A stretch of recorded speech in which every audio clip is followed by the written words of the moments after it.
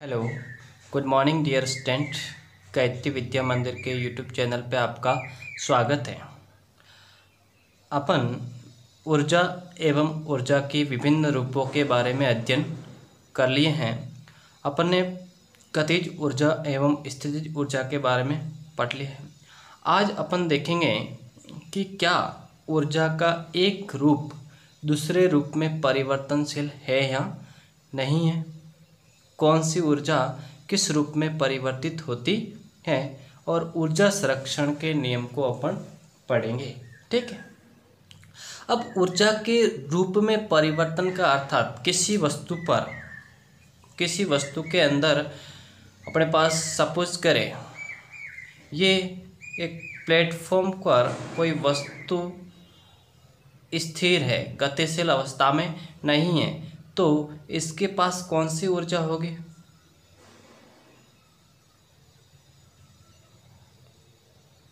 स्थितिज ऊर्जा। या फिर सपोज करें इसको ऐसे माने अपन की स्प्रिंग से बंधा हुआ एक द्रव्यमान की वस्तु है, इसको अपन ने संपीड़ित किया है ऐसे, और यहाँ पे संपीड़ित करके रख दिया है, तो इसके पास केवल कौन सी ऊर्जा होगी? स्थितिज ऊर्जा। और स्प्रिंग के केस में इसमें अंदर ऊर्जा होती है वो प्रत्यास्थ स्थितिज ऊर्जा। जैसे ही अपन यहाँ से ये बल को हटा देंगे तो ये जो वस्तु है वो इस दिशा में गति करने लग जाएगी। तो इस वस्तु में स्थिर अवस्था में कौन सी ऊर्जा है? स्थिर ऊर्जा है। अब जैसे ही ये कुछ वेग से गति करने लग जाएगी तो इसके पास कौन सी ऊर्जा होगी? गतिज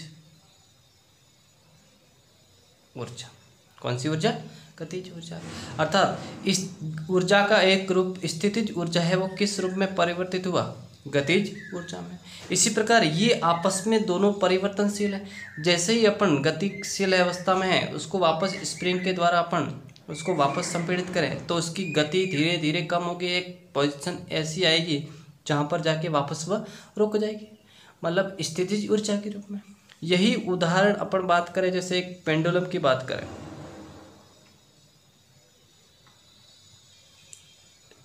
घड़ी के यहाँ पर ऐसे कुछ वस्तु लटकाई गई है।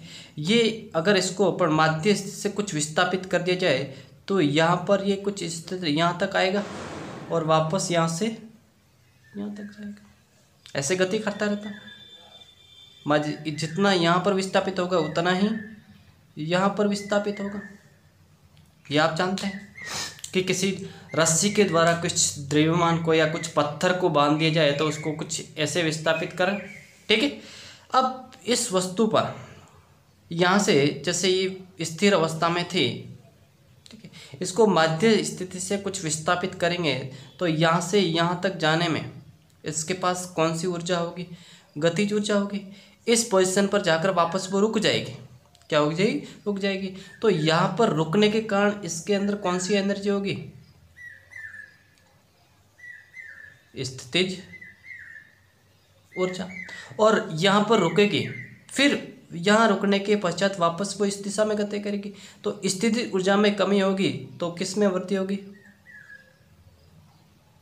गतिज ऊर्जा में।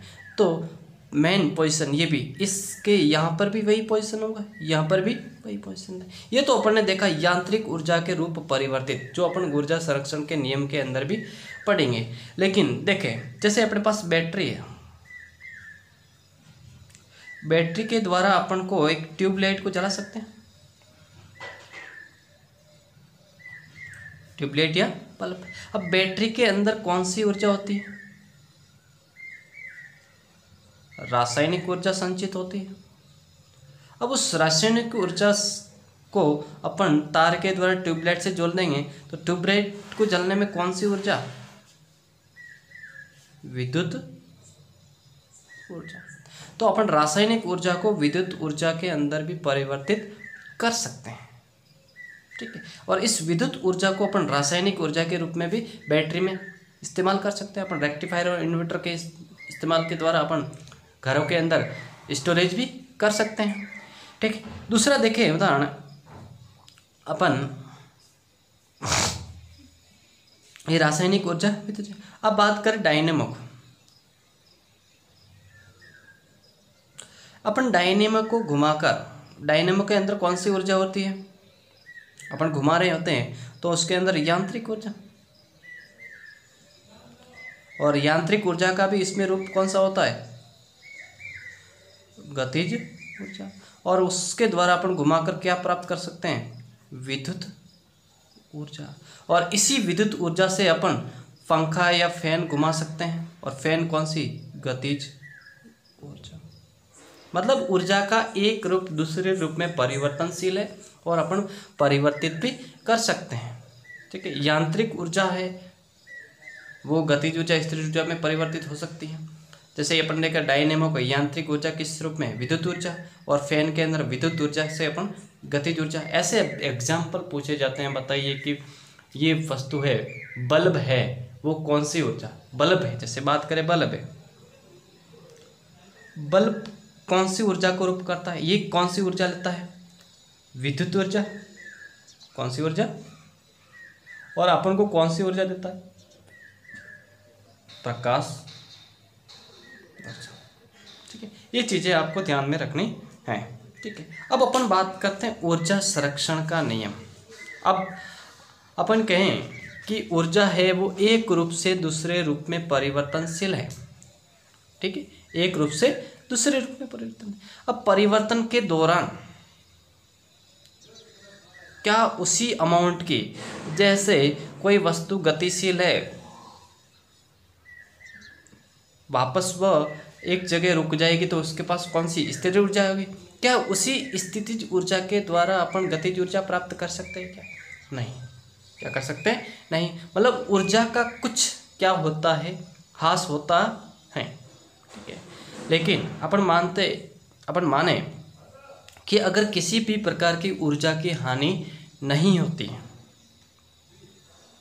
क्या होती है, ऊर्जा की हानि नहीं होती, तो वो नियम पढ़े, ऊर्जा संरक्षण का नियम। ऊर्जा संरक्षण का नियम, ऊर्जा क्या है, नियत है। ऊर्जा में किसी भी प्रकार की कमी या हानि नहीं होती है। जैसे अब ये ऊर्जा संरक्षण का नियम ये कहता है कि किसी भी, अपन बात करें यहाँ पे ब्रह्मांड की कुल ऊर्जा क्या रहती है, नियत रहती है।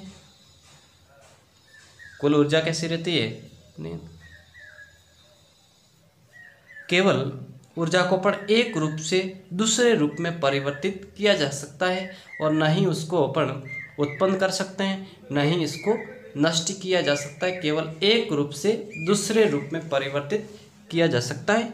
यही है ऊर्जा संरक्षण का नियम। ऊर्जा कांस्टेंट, ऊर्जा के अंदर भी अपने पास अलग अलग ऊर्जा संरक्षण का, एक अपने पास आता है यांत्रिक ऊर्जा संरक्षण, यांत्रिक ऊर्जा संरक्षण। अब इसको एग्जाम्पल के थ्रू समझें। एग्जाम्पल यह है कि एग्जाम्पल इसका पहला, स्वतंत्र रूप से गिरती हुई वस्तु। अब स्वतंत्र रूप से, जैसे धरातल से कुछ ऊंचाई पर, यहाँ पर किसी वस्तु स्थित है एच ऊंचाई पर, ठीक है। एक पोजीशन ले लेते ए, एक पोजीशन बीच में बी, एंड थर्ड पोजीशन अपन मान लेते सी, ठीक है। यहाँ पर वस्तु गतिशील अवस्था में नहीं है, स्थिर है, तो यहाँ पर केवल कौन सी ऊर्जा होगी, स्थितिज ऊर्जा। और यहाँ ऊर्जा, स्थिर ऊर्जा किसके बराबर होती है, mg h के बराबर है। यहाँ वस्तु के अंदर जैसे ही अपन इसको छोड़ेंगे, छोड़ने के कारण ये किस बल के अंदर तक गति करेगी, गुरुत्वाकर्षण बल। और गुरुत्वाकर्षण बल कैसा बल है, संरक्षी बल है। और संरक्षी बलों के अंतर्गत ही जो ऊर्जा होगी वही संरक्षित रहती है। ये भी चीज़ अपन पढ़ेंगे कि संरक्षी बल के अंतर्गत कोई भी वस्तु गति करती है तो उस वस्तु के अंदर जो ऊर्जा है वो संरक्षित रहती।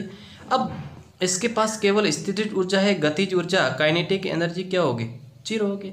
जैसे ही यहाँ पर ये स्वतंत्र रूप से छोड़ेंगे तो इसकी स्थितिज ऊर्जा में क्या आएगी, कमी आएगी। और काइनेटिक एनर्जी के अंदर क्या होगी, वृद्धि होगी। एक पोजीशन ऐसी आएगी जहाँ पर गतिज ऊर्जा और स्थितिज ऊर्जा बराबर होगी और धीरे धीरे गतिज ऊर्जा वृद्धि होगी और एक पोजीशन क्या आएगी, मैक्सिमम। और मैक्सिमम कहाँ पर, धरातल पर, कुछ धरातल से कुछ ऊंचाई में, क्योंकि यहाँ कर आप वापस रुक जाएगी। तो यहाँ पर काइनेटिक एनर्जी तो क्या हो जाएगी, मैक्सिमम हो जाएगी और पोटेंशियल एनर्जी क्या होगी, 0 होगी। ठीक है, और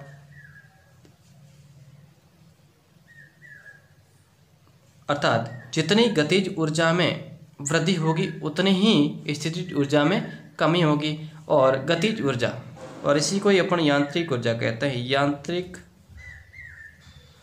ऊर्जा होता है गतिज ऊर्जा प्लस स्थितिज ऊर्जा। तो energy U equal to kinetic energy plus potential energy. अगर ये यांत्रिक ऊर्जा U इजकल टू कांस्टेंट है, U इजकल टू कांस्टेंट है, तो जितनी इस एक में वृद्धि होगी एक में कमी होगी। तो जितनी जैसे काइनेटिक एनर्जी बढ़ेगी तो पोटेंशियल एनर्जी कम होगी। अगर पोटेंशियल एनर्जी बढ़ेगी तो काइनेटिक एनर्जी कम होगी। और कैसा, अमाउंट में, कि जितने अमाउंट जैसे डेल्टा के ई, ये अपन मान लेते हैं गतिज ऊर्जा में वृद्धि, तो डेल्टा पी ई बराबर होगा गतिज स्थितिज ऊर्जा के अंदर कमी, क्या हो जाएगी, कमी। ठीक है, और ये डेल्टा के ई बराबर हो जाएगा minus of delta P. Minus केवल ये बताता है एक कमी को, दूसरा वृद्धि को बताता। तो ऊर्जा संरक्षण नियम क्या कहता है कि ऊर्जा हमेशा संरक्षित रहती है, अर्थात नियत रहती है। ऊर्जा को न तो उत्पन्न किया जा सकता है, न ही नष्ट किया जा सकता, केवल एक रूप से दूसरे रूप में परिवर्तित किया जा सकता है। उसमें भी अपन पढ़ रहे यांत्रिक ऊर्जा संरक्षण नियम। और ये ऊर्जा संरक्षण का नियम या ये नियम हमेशा किसके लिए, संरक्षी बलों के अंतर्गत कोई भी वस्तु कार्य करती है और उससे प्राप्त ऊर्जा वही संरक्षित रहती है। अपन यांत्रिक ऊर्जा संरक्षण में अपन देखें कि स्वतंत्र रूप से गिरती हुई वस्तु के अंदर क्या यांत्रिक ऊर्जा होगी, और यांत्रिक ऊर्जा किस रूप का मिश्रण है, गतिज ऊर्जा और स्थिर ऊर्जा का योग। कि यहाँ पर स्थिर ऊर्जा होगी मैक्सिमम, धीरे धीरे स्थिर ऊर्जा कमी होगी, गतिज ऊर्जा में वृद्धि होगी। जिस अमाउंट के अंदर गतिज ऊर्जा में वृद्धि होगी उसी अमाउंट के अंदर स्थिर ऊर्जा में कमी होगी।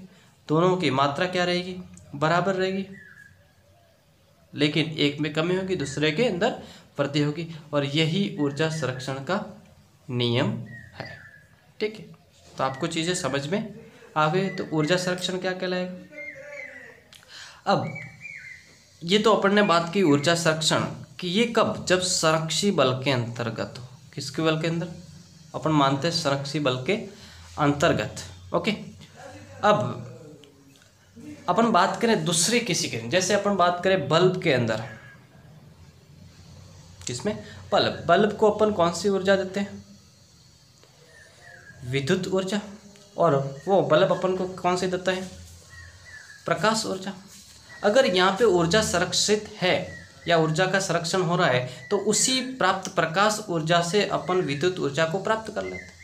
लेकिन ऐसा नहीं होता है, क्योंकि एक रूप से दूसरे रूप में परिवर्तन करते समय बल्ब के द्वारा कुछ ऊर्जा की क्या होती है, हानि होती है। और वो हानि अपने पास ऊष्मा के रूप में हो सकती है। ठीक है, में भी पॉसिबल है। ठीक है, जिसके कारण अपन वापस उसी ऊर्जा को प्राप्त नहीं कर सकते। ठीक है, तो ऊर्जा की हानि प्रकाश के रूप में भी हो सकती है, ध्वनि के रूप में भी हो सकते हैं, घर्षण के रूप में भी हो सकते हैं, सभी प्रकार से हो सकते हैं। तो ऊर्जा संरक्षण नियम केवल संरक्षी बलों में ही लागू होता है। इन चीज़ का आपको ध्यान में रखना है। तो ठीक है, तो आपको ये चीज़ें समझ में आगे होगी, आई होप।